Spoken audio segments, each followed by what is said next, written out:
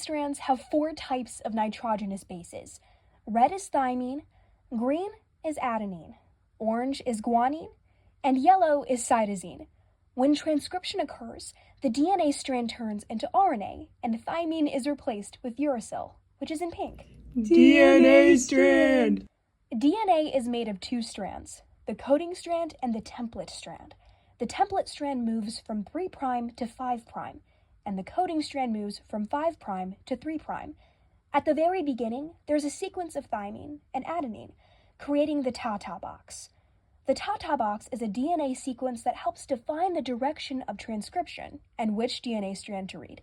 This is basically a signal that initiates transcription. The Tata box is found in the promoter region. In order to begin transcription, the transcription initiation complex is needed. This is basically a large protein assembly that is necessary to initiate the process of transcribing DNA. It positions the RNA polymerase to start the transcription process. The transcription initiation complex positions the RNA polymerase, and then boom, transcription begins. RNA polymerase is a very important enzyme for the transcription process. This enzyme is responsible for copying a DNA sequence into an RNA sequence. It moves along both DNA strands and unzips them as it moves. Along the way, DNA polymerase transcribes the nucleotides on the template strand into RNA. This process ends once the RNA polymerase reaches a stop codon, or also known as a terminator sequence.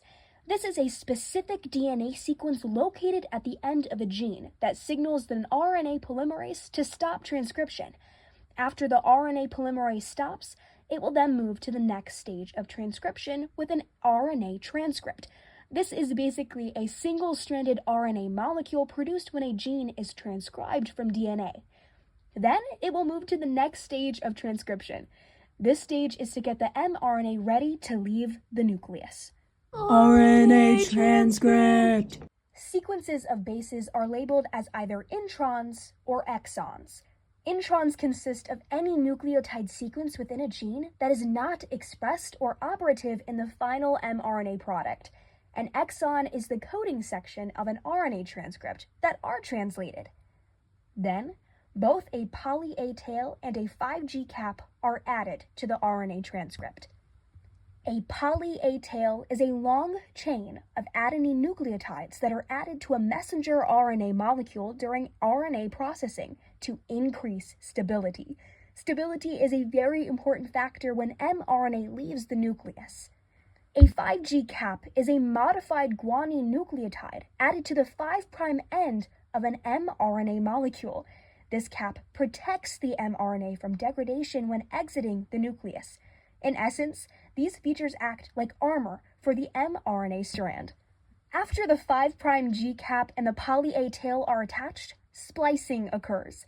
Splicing is the process where certain non-coding sections of a newly transcribed RNA molecule are removed, leaving only the coding sections to form a mature mRNA that can be used to build a protein. Splicing occurs when spliceosomes take the introns, or the non-coding strands, out of the mRNA sequence. This is done by spliceosomes. A spliceosome is a large complex of RNA and protein that removes non-coding introns from pre-messenger RNA.